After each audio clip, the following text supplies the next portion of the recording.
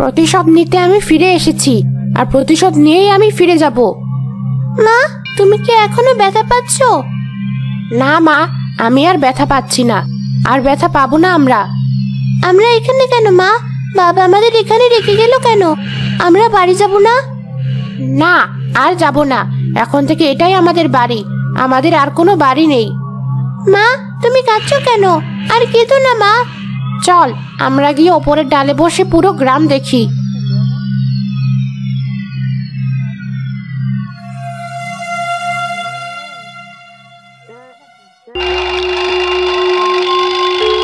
ধুর, আজ বাড়ি ফিরতে বড্ড দেরি হয়ে গেল।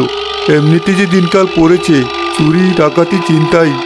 কতবার করে বললাম এত দূরের পথ যাব না, কিন্তু এমন খারাপ প্যাসেঞ্জারের পাল্লায় পড়লাম, না নিয়ে ছাড়লো না। এবার আমার ফিরতে এত দেরি হলো, পথে একটা বিপদ হলে কে দেখবে? এ কি কান্না করছে কে? এত রাতে রাস্তায় মহিলা মানুষ কাঁদছে কেন? এমন করুণভাবে কাঁদছে, মনে হচ্ছে খুব কষ্ট তার মনে। কিন্তু এত রাতে এখানে তো কারো থাকার কথা নয়। গাড়ি থেকে নেমে দেখবো কারো কোনো বিপদ হলো কি না। আবার কাঁদছো তুমি? কেঁদো না মা, তুমি কাঁদলে আমারও যে খুব কান্না পায়। তো এখানে বস, আমি একটু নিচে থেকে ঘুরে আসছি।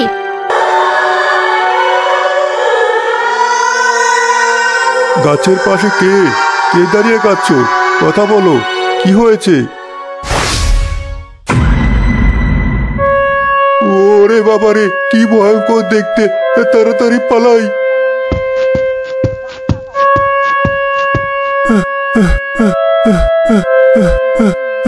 একে তো এমন রাত করে বাড়ি ফিরলে, তারপর এমন হাঁপাচ্ছ কেন? কি হয়েছে? বউ, বাড়ি আসার সময় তেঁতুল গাছের কাছে আসতেই মেয়ে মানুষের কান্নার আওয়াজ শুনতে পাই।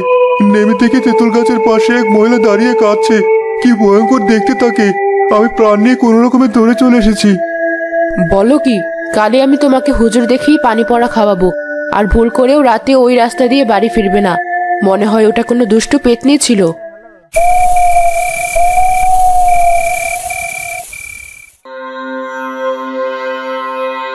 মা, এই গাছে থাকতে আমার আর ভালো লাগছে না। চলো আজ রাতে আমরা একটু পুরো গ্রাম ঘুরে আসি। ঠিক আছে, চল।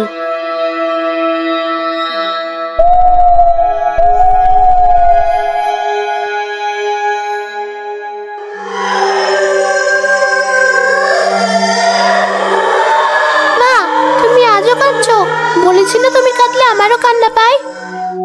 বেশ, তুইও কান্না কর আমার সাথে।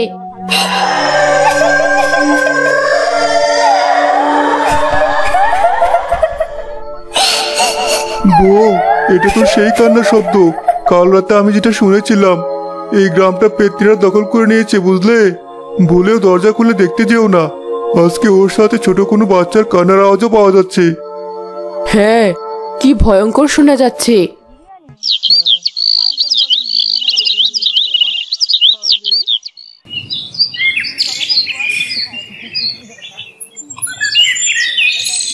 ওই বাড়ি থেকে আর কোনো কথা শোনা যায় না কেন? গিয়ে একটু খোঁজ নেই। ওদের বউ আর ছোট মেয়েটা কোথায়? তোমাদের বাড়ির বউ আর বাচ্চা মেয়েটা কোথায়? তাদের যে আর দেখতে পাই না। সে খবর দিয়ে তোমার কাজ নেই, চলে যাও। কাজ নেই শুধু বাড়ি বাড়ি ঘুরে বেড়ানো।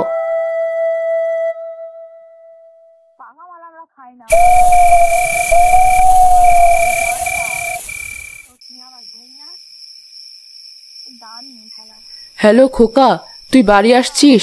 ঠিক আছে, তাড়াতাড়ি চলে আসিস। একদম রাত করিস না বাবা। তুমি কোনো চিন্তা করো না মা, আমি সময় মতো চলে আসব। ফোনটাও এই সময় অফ হতে হলো, কি যে করি। এত রাত হয়ে গেল, ও তো এখনো এলো না, আবার ফোনটাও তখন বন্ধ হয়ে গেছে। মনে হয় আজ আর আসবে না। আর কথা বলতে বলতে বন্ধ হয়েছে, তাহলে হয়তো চার্জ শেষ হয়েছে। আর আজই আসবে কিনা তাও তো আমাকে বলেনি। তুমি চিন্তা না করে ঘুমিয়ে পড়ো। ধুর, রাস্তায় গাড়িটা নষ্ট হয়ে নামতে নামতে রাত হয়ে গেল। কোনো গাড়িও আর দেখছি না। হেঁটে এবার বাড়িতে যেতে হবে।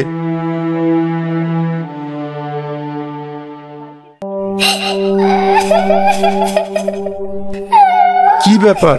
ওই তেঁতুল গাছের দিক থেকে কেউ কাঁদছে মনে হচ্ছে। গিয়ে দেখি তো একবার। ওরে বাবা, কে আছো? বাঁচাও, বাঁচাও আমাকে।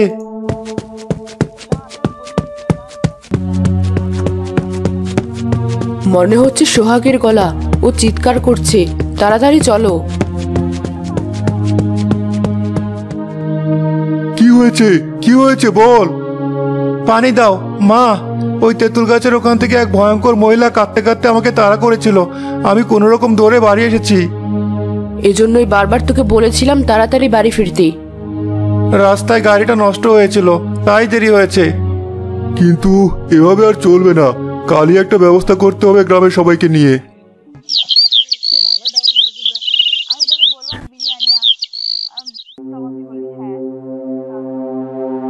ঠিক আছে, তোমরা যখন চাইছো তবে ডাকো কবিরাজ। আপনাদের যত আজগবি কথা, ওসব কিছু না, বাদ দিন ওসব। তোমার বউ আর মেয়েরও তো কোনো খোঁজ নেই, তুমি সেসবে মন দাও। আমরা তোমাকে কিছু বলি না, তাই বলে আমাদের অসুবিধায় আমরা তোমার কথা শুনবো না। হ্যাঁ, একদম ঠিক। ডাকো কবিরাজকে। তাড়াতাড়ি পালাই, চলো। ওই কবিরাজ ডাকছে, সত্যি সামনে এলে আমরা বাঁচবো না। তাড়াতাড়ি সব গুছিয়ে নে, আর একটা গাড়ি ডেকে নিয়ে আয়।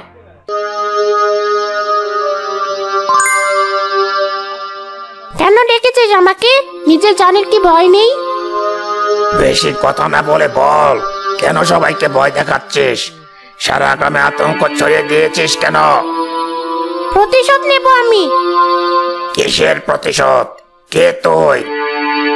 শুনতে চাস কে আমি? তবে শোন আমার ঘটনা।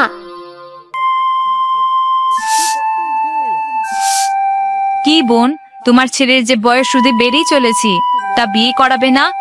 তোমার ছেলের বয়সে গ্রামের সব ছেলের বিয়ে হয়ে তারা 2-3 ছেলে মেয়ের বাপ হয়ে গেছে। আর এদিকে তোমার ছেলে এখনো তোমার আঁচল ধরে ঘুরে বেড়ায়। মাথার চুল তো উঠে টাক পড়ে গেছে। তুমি চুপ করো তো। কখন থেকে বিয়ে বিয়ে করে আমার মাথাটা খেয়ে দিচ্ছ। আমি চুপ করে শুনছি বলে তুমি বলেই যাচ্ছ, তাই না? কত হয়েছে আমার ছেলের বয়স? আমি কি বুঝি না আমাদের সংসারের সুখ তোমাদের সহ্য হয় না? তাই সবাই মিলে আমার আর আমার ছেলের পেছনে লেগেছো তোমরা। বিশেষ করে তুমি নিজের ছেলের বিয়ে করিয়েছো। এখন ছেলের বউ তো তোমাকে ঠিক মতো দেখে না, তাই আমার সুখ দেখে তোমার সহ্য হয় না। তুমি চাও আমার ছেলেকেও যেন আমি তাড়াতাড়ি বিয়ে দিয়ে বাড়িতে অশান্তি সৃষ্টি করি, আর তোমরা সেটা দেখে দেখে হাতে তালে দিতে পারো। সব বুঝি। তোমাকে আসলে ভালো কথা বলাই আমার ভুল হয়েছে। এই জন্যই আশেপাশের কারোর সাথে তোমার পড়ে না। আমার সংসার খুব ভালো চলে, বুঝলি? তোমাকে হিংসা করতে আমার বয়ে গেছি।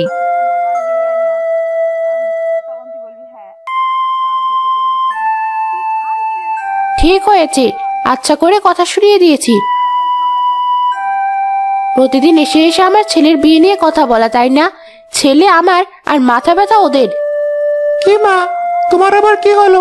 একা একা বসে কি এত কথা বলছো তুমি? কি আর বলবো, এই পাড়ার সব লোক তোর বিয়ের পেছনে পড়েছে। তোর বিয়ে নিয়ে ওদের যত মাথা ব্যথা। ওরা যা ইচ্ছে বলো, ওসব নিয়ে আমি যেমন মাথা ঘামাই না, তুমিও ঘামাবে না। এবার আমাকে খেতে দাও, লোকের কথা নিয়ে পড়ে থাকো না।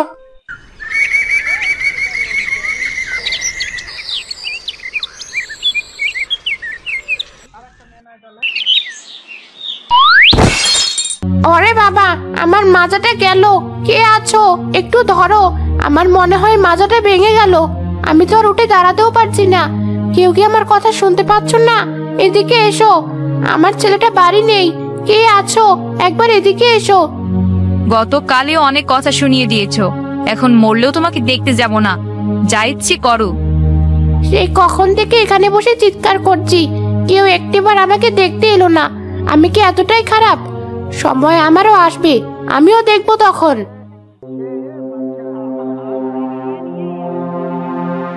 মা, কি হয়েছে তোমার? তুমি কলপারে এভাবে বসে কাঁদছো কেন? তুই এসেছিস বাবা, আর বলিস না।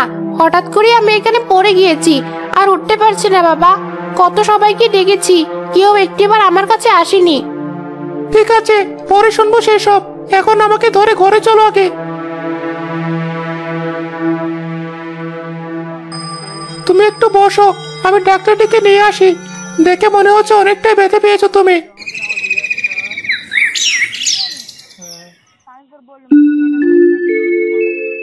এই ওষুধগুলো সব সময় মতো খেতে হবে, আর 2 মাস বিছানা থেকে একদম ওঠা যাবে না। পুরো বেড রেস্ট থাকতে হবে। তা না হলে হাড় নড়ে যাবে, আর ঠিক হবে না, অনেক বেশি ব্যথা করবে। আমি এতদিন বিছানায় থাকলে সংসার চলবে কি করে? রান্না করবে কে? আপনি আমাকে আরো ভালো ওষুধ দিন ডাক্তার সাহেব, যেন 2-3 দিনে আমি সুস্থ হয়ে উঠতে পারি। আমরা চাইলেও আসলে সবকিছু সম্ভব হয় না। আমি যেভাবে বলেছি সেভাবে না চললে আপনি কখনো সুস্থ হতে পারবেন না। আর আমার কথা বিশ্বাস না হলে আপনারা অন্য কোনো ডাক্তার দেখাতে পারেন। না না, তার আর দরকার নেই। মায়ের কথায় আপনি কিছু মনে করবেন না। আসলে মায়ের সংসারের প্রতি খুব মায়া তো, তাই এসব বলছে। বুঝতে পেরেছি। শুনুন চাচি, এই বয়সে নিজের সংসার নিয়ে কত চিন্তা করবেন? এখন একটু ছেলের বউকে চিন্তা করতে দিন। আর আপনি আপনার বউকে বলবেন ওনার খেয়াল রাখতে, ঠিকমতো খাবার আর ওষুধ দিতে। কি ব্যাপার, আপনারা আমার দিকে এমন করে তাকিয়ে আছেন কেন? আমি কি খারাপ কিছু বলেছি? আরে ডাক্তার সাহেব, আমার ছেলেকে তো আমি এখনো বিয়েই করাইনি, তাহলে ছেলের বউ আসবে কোথা থেকে? আর আমার ছেলের কি এখনই বিয়ের বয়স হয়েছে? কি বলছেন, এখনো বিয়ে করেনি? আরে ওনার তো বিয়ের বয়স সেই কবে শেষ হয়ে গেছে, আর আপনি বলছেন বিয়ের বয়স হয়নি? আর কিছুদিন গেলে ওনাকে মানুষ দাদু বলে ডাকবে, বুঝলেন? ভালোর জন্য বলছি, আর দেরি না করে জলদি ছেলের বিয়ে দিন। আমি আজ আসি, কোনো সমস্যা হলে আমাকে ডাকবেন। মা, এবার কি হবে? কে আর হবে? তোর এবার বিয়েটা করতেই হবে। তুই এবার বিয়েটা করে নে বাবা, না হলে 2 মা ছেলেকে যে না খেয়ে মরতে হবে।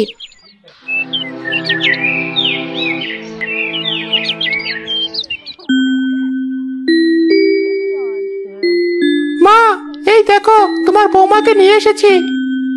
হয়েছে হয়েছে, আর সালাম করতে হবে না। আমার ছেলেটা একটু মা ভক্ত, তার মাথাটা খেয়েও না শুধু, তাই হবে। নুরুল, যা, ওকে রান্নাঘরে সব দেখিয়ে দে, আর বলে দিস সংসারের কোনো জিনিস যেন আবার বাপের বাড়ি পার না করে। বাপের বাড়ি পাবে কোথায়? ও মামার বাড়িতে থাকতো। জন্মের সময় নিজের মাকে খেয়েছে, পরে ওর বাপ আরেকটা বিয়ে করেছে, ও পড়েছিল ওর মাও বাড়ি। এমন অপয়া তুলে নিয়ে এসেছিস বাবা? কি কি যে অঘটন ঘটাবে এই সংসারে কে জানে। দাঁড়িয়ে দাঁড়িয়ে কথা না গেলে এবার গিয়ে কাজে লেগে পড়ো। ঘর দুয়ার সব নোংরা হয়ে আছে, দেখতে পাচ্ছ না? আমার সাথে এসো। এই দেখো, এটা আমাদের রান্নাঘর। রান্নার সব জিনিস এখানেই থাকে। নিজে কাজ করবে, আর সব আছে বলে ঢেলে দিয়ে শেষ করো না যেন। খাবার রান্না করবে সাবধানে, তরকারিতে কোনো কিছু যেন কম বেশি না হয়। ঠিক আছে, আমি আমার সাধ্যমতো চেষ্টা করব। ঠিক আছে, আমি কাজে গেলাম। মা যখন যেটা বলবে সেটাই করবে। বাড়ি ফিরে আমার যেন কোনো কথা না শুনতে হয়। আর আমার মায়ের সবসময় খেয়াল রাখবে। একটু এদিক ওদিক হলে কিন্তু তোমার শরীরে ছাল থাকবে না। মা যাওয়ার আগে যেন তার জিনিস কাছে পৌঁছে যায়। মামা মামি কার সাথে বিয়ে দিল আমাকে? মানুষ নতুন বউ হয়ে শ্বশুর বাড়িতে এসে কত আনন্দ করে, তাকে সবাই কত ভালোবাসে। আর আমার ঘরে ঢুকতে না ঢুকতেই রান্নাঘরে ঢুকতে হলো, সেই সাথে শাশুড়ি আর স্বামীর কটু কথা। এই কেমন কপাল দিয়ে পৃথিবীতে পাঠিয়েছে রে সৃষ্টিকর্তা। বউয়ের নাম করে এরা আমাকে কাজের লোক বানিয়ে এনেছে। কই বৌমা, সেই যে রান্নাঘরে ঢুকেছো, আর এদিকে আসার নাম নেই। তোমাকে বললাম ঘর দুয়ার নোংরা হয়ে আছে, আগে এগুলো পরিষ্কার করো, তারপর অন্য কাজ করবে। তাড়াতাড়ি এদিকে এসো। আসছি মা, আমি এখনই সব পরিষ্কার করছি। কি ব্যাপার, এই শয়তান বুড়িটা কার সাথে এমন চিৎকার করছে? আবার বৌমা বলে ডাকলো। ও বৌমা পেলো কোথায়? ওর ছেলে তো বিয়েই করেনি। কি হলো বিষয়টা? একবার গিয়ে দেখে আসি। ও মা, বাড়িতে এটা আবার কে? এর আগে তো কোনোদিন দেখিনি। কাজের লোক রেখেছে নাকি? কিন্তু ওরা তো কিপটে, টাকা দিয়ে কাজের লোক রাখার কথা না। মেয়ে, কে তুমি? চিনতে পারলাম না তো। এই পাশের বাসাটা আমার। তুমি কে? আমি এ বাড়ির বউ। বউ? আমার সাথে ফাজলামি করছো? এই গ্রামের সবাই জানে এই বুড়ির ছেলের বিয়ে হয়নি, আর আমি তো প্রতিদিন এই বাড়ি আসি। সত্যি করে বলো তো তুমি কে? সত্যি বলছি, আমি এই বাড়ির বউ। আজই বিয়ে হয়েছে আমাদের, একটু আগে আমি এসেছি। কি বলছো? তাহলে তো তুমি নতুন বউ, আর তোমাকে দিয়ে এসব করাচ্ছে? তোমার শাশুড়ি কোথায়? মা ঘরেই আছেন। একা একা ছেলেকে বিয়ে করালে, আমাদের কিছু জানালে না? তোমাদের কেন জানাবো? তোমরা কে আমার যে তোমাদেরকে জানাতে হবে? পড়ে গিয়ে যখন চিৎকার করছিলাম তখন তো কেউ ছিলে না, আর আজ এসেছো। সব বুঝি আমি, আমাদের ভালো তোমাদের সহ্য হয় না, শত্রু তোমরা আমাদের। ঠিক আছে, তোমার যা ভালো মনে হয় তুমি আমাদের বলো, কিন্তু তাই বলে নতুন বউকে দিয়ে বিয়ের প্রথম দিন এত সব কাজ করাবে? নতুন বউ করবে না তো কে করবে? তুমি করবে? বেশ, করে দিয়ে যাও। নতুন বউ বসে থাকুক, আমি যে মাজা ভেঙে বসে আছি সেটা দেখতে পাচ্ছ না? ও না করলে কে করবে? মা, এই নিন আপনাদের চা। চা? আমি আবার তোমার কাছে চা চাইলাম কখন? আসলে আপনি চাননি, কিন্তু উনি এসেছে বলে আমি বানিয়ে নিয়ে এসেছি। মানুষের সামনে ভালো সাজা হচ্ছে, ঢুকতে না ঢুকতে আমার সংসার চাঙে তোলা ধান্দা তোমার। আসো কাজ আমার ছেলে কি মেয়ে ঘরে নিয়ে এসেছে, যে কাজ দিয়েছি সেটা করার নাম নেই। উনি চা নিয়ে এসেছেন, যাও চা নিয়ে ঢেলে রেখে দাও, আমার খোকা এলে গরম করে দেবে। এসব লোকদের জন্য আবার চা নিয়ে এসেছে, আর নিজের কাজ করো গিয়ে। তোমার ব্যবহারে আমি কিছুই মনে করিনি, কারণ আমি জানি তুমি কেমন।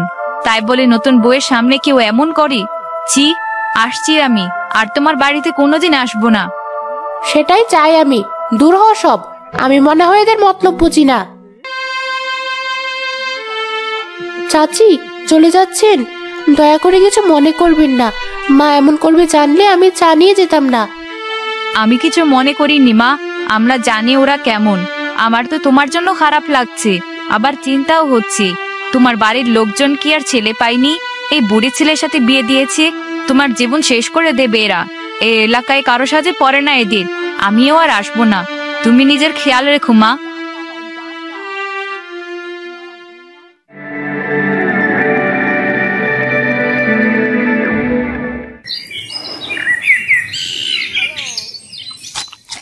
থু থু, এটা কোনো তরকারি হয়েছে? নুন দিয়ে পুড়িয়ে রেখেছে। সংসারে তো মন নেই, মন গিয়ে থাকে পাড়ায়, তা রান্না ভালো হবে কি করে? বসে বসে রান্না আর খাওয়া কাজ, তাতেও মন লাগে না ওর। আমি তো ঠিক মতোই দিলাম, কি করে যে একটু বেশি হয়ে গেল বুঝতে পারছি না। বুঝতে পারছিস না তাই না? সারাদিন খেটে এসে তোর এই নুনে পোড়া তরকারি খাবো?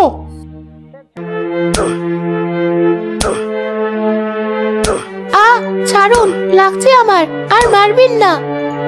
আরেকদিন রান্না এমন হলে সেদিন আর কেউ তোকে খুঁজে পাবে না বলে দিলাম।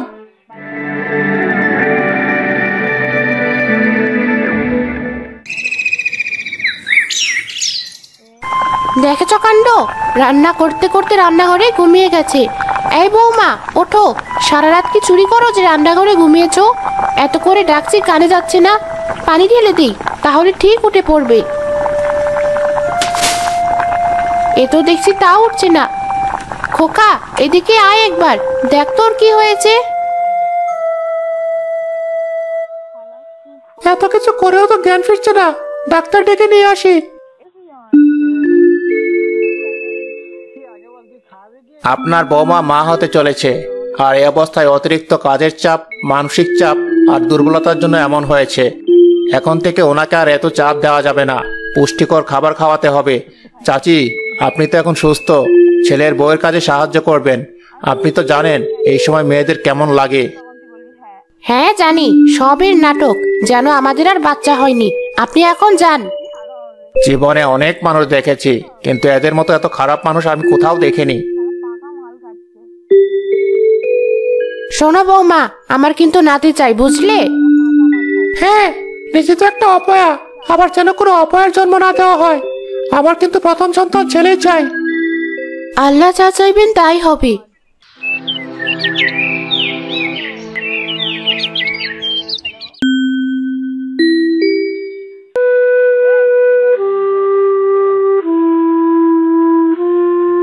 মা, তোমার মুখ এমন শুকনো লাগছে কেন? কি হয়েছে? আমার ছেলে ঠিক আছে তো? ছেলে আর কোথায়, আমি আগেই জানতাম ওই অপয়া কোনো ছেলে জন্ম দিতে পারবে না। মেয়ে হয়েছে ওর, তাই নিয়ে শুয়ে শুয়ে আদি খেতা করছি। তাই আমিও বাইরে চলে এলাম, তুই দেখলে নিয়ে আসি। না না, ওই মেয়ের মুখ আমি দেখতে চাই না। জীবনটা আমার শেষ করে দিল। একটা ছেলের মুখ আমাকে দেখাতে পারলো না।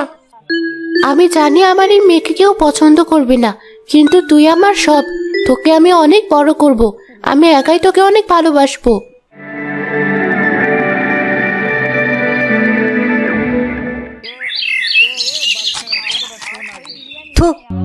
আজ আবার রান্নায় জাল বেশি দিয়েছিস? তোকে কতবার বলবো রান্না খারাপ হওয়া চলবে না। রান্নার সময় মেয়েকে নিয়ে আদেক্ষেতা করলে রান্না তো এমন হবেই। একটা রান্না করতে 10 বার ওঠে। মেয়ে আর মা দুজন মিলে নিজেরা খাওয়ার তালে থাকে শুধু, তা রান্না ভালো হবে কি করে? মা, আপনি এসব কি কথা বলছেন? আমরা মা মেয়ে কি এমন খাই? আবার আমার মায়ের মুখে মুখে তর্ক। আজ তোর একদিন কি আমার একদিন।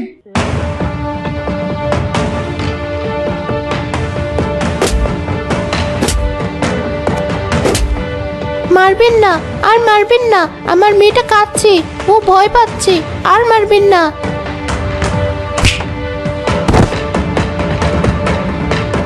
মা, মা কি হলো তোমার? কথা বলো, অনেক ব্যথা পেয়েছো? এ তো আর নড়ছে না, মারতে মারতে মেরে ফেললে নাকি বাবা? মরে গেছে মনে হচ্ছে, কিন্তু আমি তো ইচ্ছে করে মারিনি। এটুকুতেই মরে যাবে বুঝতে পারিনি।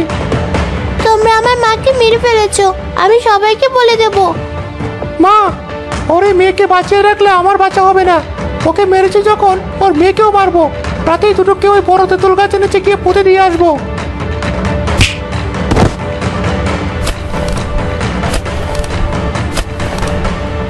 তাড়াতাড়ি কর বাবা, গ্রামের কেউ দেখে ফেলার আগে কাজটা শেষ কর। করছি তো, দেখতে পাচ্ছ না? আর কেউ দেখলেই বাকি, কারো সাহস নেই আমাকে কিছু বলার। চলো, মা মেয়ের ইতি টেনে দিয়েছি।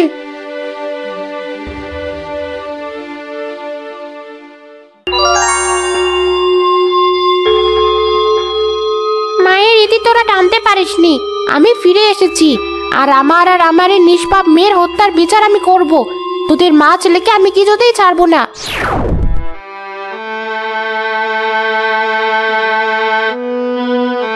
এভাবে ওরা আমাকে পেতনি করে দিয়েছে, ওরা এখন পালানোর চেষ্টা করছে। ওদের ধর। কোনো চিন্তা করো না তুমি, আমরা ওকে গিয়ে ধরবো আর তোমাকেও মুক্ত করব। বাবলু, তুমি গ্রামের সবাইকে নিয়ে ওদের লাশ উঠানোর ব্যবস্থা করো। আমরা সবাই মিলে জানাজা পরে ওদের কবরস্থ করব। আগে আমি আর সোহাগ যাচ্ছি পুলিশ নিয়ে ওদের ধরতে। মা, তাড়াতাড়ি করো, আর কোনো জিনিস নিতে হবে না। আর লাভ নেই, আমরা চলে এসেছি। এবার থানায় চল, তারপর দেখ তোদের মা ছেলেকে কি করি।